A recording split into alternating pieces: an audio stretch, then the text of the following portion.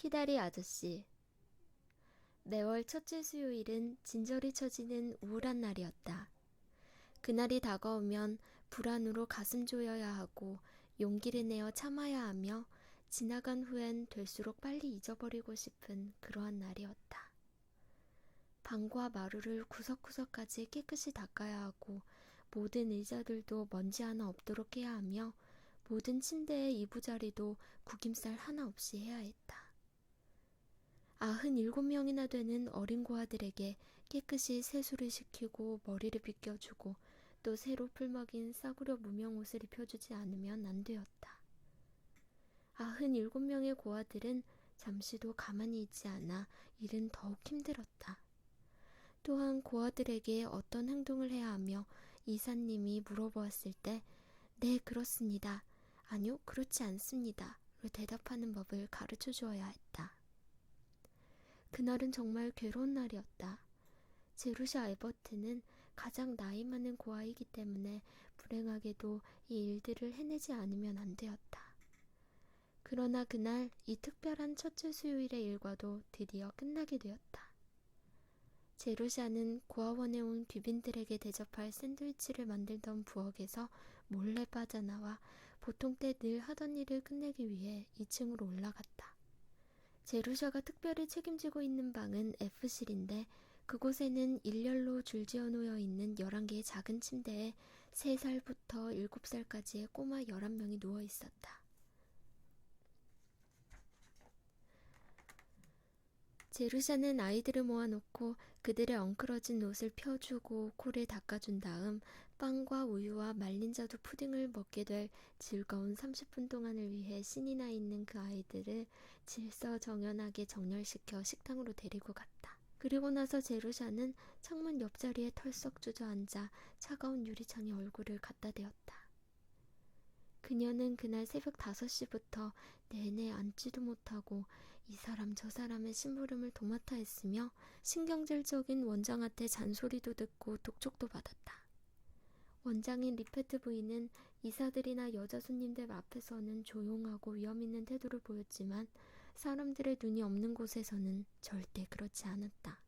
제루샤는 고아원의 경계를 표시하는 높다란 수울타리 너머로 펼쳐진 얼어붙은 넓은 잔디밭을 바라보았다. 그날이 끝난 것이다. 그녀는 그날을 상당히 손쉽게 치렀다고 생각했다. 이사들과 시찰위원들은 고아원 내를 살펴보고 보고서를 읽고 차를 마셨다. 그들은 이제 가능한 빨리 자신들의 가정으로 돌아가 그들에겐 그저 지겨운 존재들일 뿐인 고아들의 일을 한 달간 잊으려고 한다. 제루샤는 창문에 기대어서 고아원 정문을 빠져나가는 마차들과 자동차들의 행렬을 호기심 어린 눈으로 내려다보았다. 그것은 동경의 눈빛이었다. 제루샤는 상상으로 마차나 자동차 하나하나를 따라 언덕 기슭 여기저기에 자리 잡고 있는 큰 저택들에 가보았다. 그녀는 털 외투를 입고 깃털로 장식된 벨벳 모자를 쓰고 자동차의 비스듬히 기대앉아 예사롭게 집으로 가자고 낮은 소리로 명령하는 자신을 상상해 보았다. 그러나 그녀의 공상은 저택의 문 앞에 다다르면서 깨어지고 말았다. 제루샤는 상상력이 풍부한 소녀였다. 리페트 원장은 제루샤에게 조심하지 않으면 이 상상력 때문에 큰일을 저지르게 될지도 모른다고 경고했었다. 그러나 상상력이 아무리 풍부하다고 해도 그녀는 저택의 현관 안으로 들어가는 것을 결코 상상할 수 없었다. 제루샤는 호기심이 많고 모험을 좋아하나 가엾게도 고아원이 아닌 보통 집에는 한 번도 들어가 본 적이 없었다. 그녀는 고아들로부터 괴로움을 당하지 않는 삶을 살아가는 다른 사람들의 일과를 도저히 상상할 수 없었다. 제루샤 에버트, 사무실에서 찾고 있어요. 빨리 가는 것이 좋을 것 같아요. 성가대원인 토미 딜론이 이렇게 노래를 부르면서 2층으로 올라와 복도를 걸어오고 있었다. 그가 F실로 다가옴에 따라 노랫소리가 점점 더 크게 들렸다. 제루샤는 힘든 것을 참고 억지로 창문에 기댄 몸을 일으켜 다시 고통스러운 현실로 돌아왔다. 누가 나를 부르지? 하고 그녀는 근심 어린 말투로 토미의 노래를 가로막으며 물었다.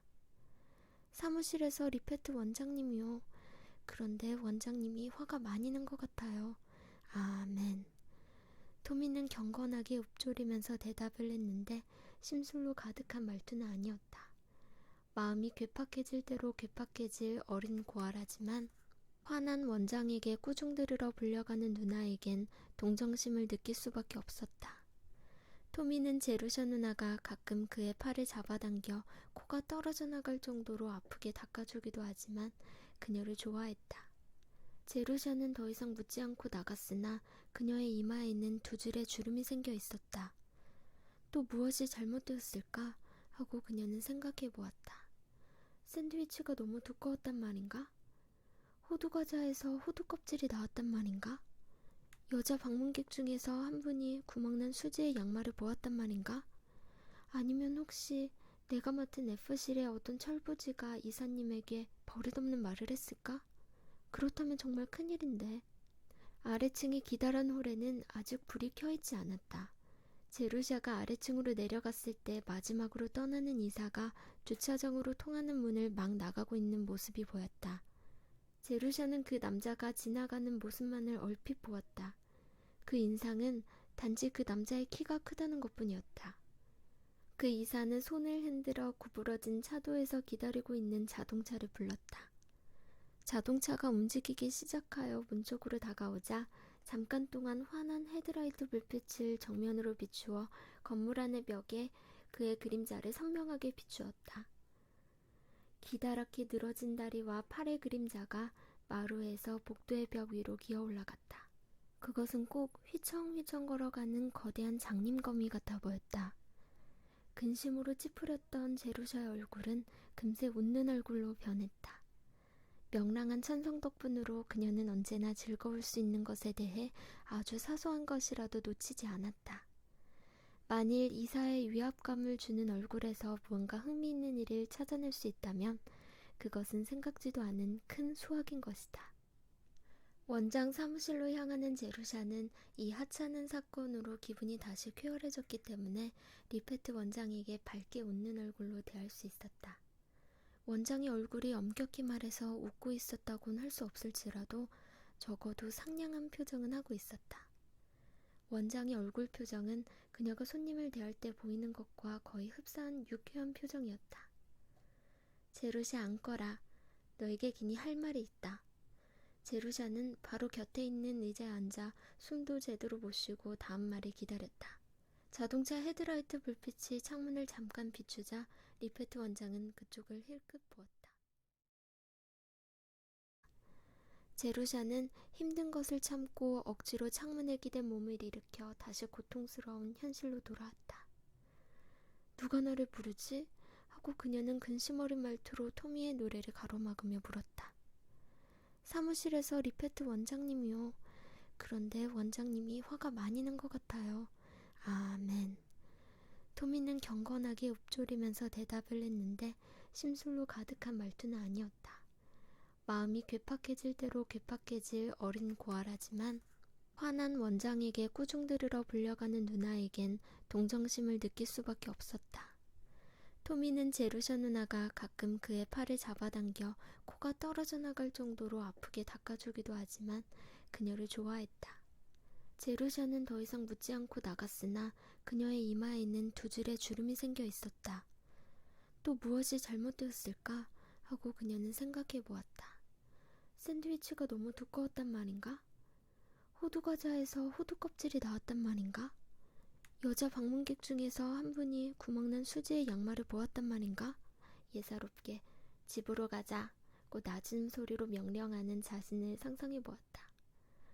그러나 그녀의 공상은 저택의 문 앞에 다다르면서 깨어지고 말았다. 제루샤는 상상력이 풍부한 소녀였다. 리페트 원장은 제루샤에게 조심하지 않으면 이 상상력 때문에 큰일을 저지르게 될지도 모른다고 경고했었다.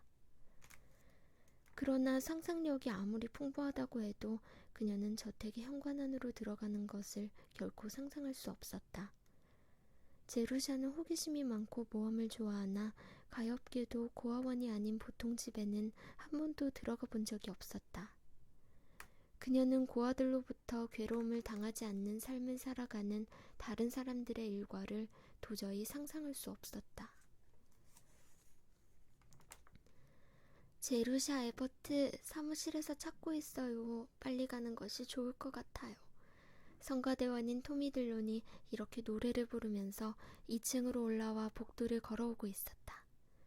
그가 F실로 다가옴에 따라 노랫소리가 점점 더 크게 들렸다. 원장인 리페트 부인은 이사들이나 여자 손님들 앞에서는 조용하고 위험있는 태도를 보였지만 사람들의 눈이 없는 곳에서는 절대 그렇지 않았다. 제루샤는 고아원의 경계를 표시하는 높다란 수울타리 너머로 펼쳐진 얼어붙은 넓은 잔디밭을 바라보았다. 그날이 끝난 것이다. 그녀는 그날을 상당히 손쉽게 치렀다고 생각했다. 이사들과 시찰위원들은 고아원 내를 살펴보고 보고서를 읽고 차를 마셨다. 그들은 이제 가능한 빨리 자신들의 가정으로 돌아가 그들에겐 그저 지겨운 존재들일 뿐인 고아들의 일을 한 달간 잊으려고 한다.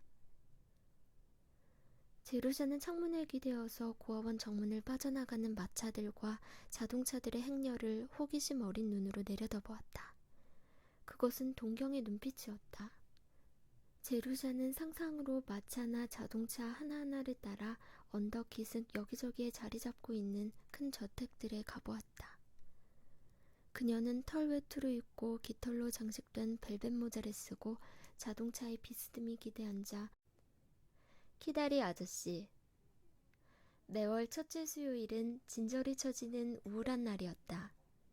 그날이 다가오면 불안으로 가슴 조여야 하고 용기를 내어 참아야 하며 지나간 후엔 될수록 빨리 잊어버리고 싶은 그러한 날이었다. 방과 마루를 구석구석까지 깨끗이 닦아야 하고 모든 의자들도 먼지 하나 없도록 해야 하며 모든 침대의 이부자리도 구김살 하나 없이 해야 했다.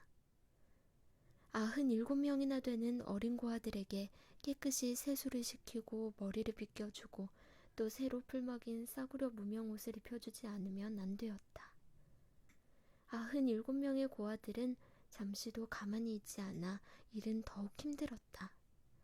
또한 고아들에게 어떤 행동을 해야 하며 이사님이 물어보았을 때 네, 그렇습니다. 아니요, 그렇지 않습니다. 로 대답하는 법을 가르쳐 주어야 했다. 그날은 정말 괴로운 날이었다. 제루샤 에버트는 가장 나이 많은 고아이기 때문에 불행하게도 이 일들을 해내지 않으면 안 되었다.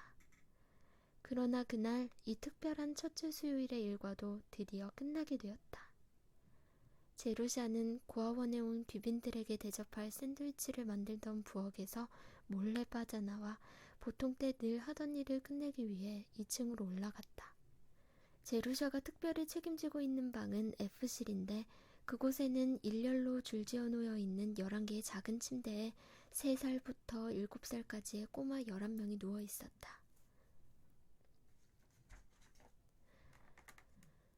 제루샤는 아이들을 모아놓고 그들의 엉클어진 옷을 펴주고 코를 닦아준 다음 빵과 우유와 말린 자두 푸딩을 먹게 될 즐거운 30분 동안을 위해 신이 나 있는 그 아이들을 질서정연하게 정렬시켜 식당으로 데리고 갔다. 그리고 나서 제루샤는 창문 옆자리에 털썩 주저앉아 차가운 유리창에 얼굴을 갖다 대었다. 그녀는 그날 새벽 5시부터 내내 앉지도 못하고 이 사람 저 사람의 심부름을 도맡아 했으며 신경질적인 원장한테 잔소리도 듣고 독촉도 받았다.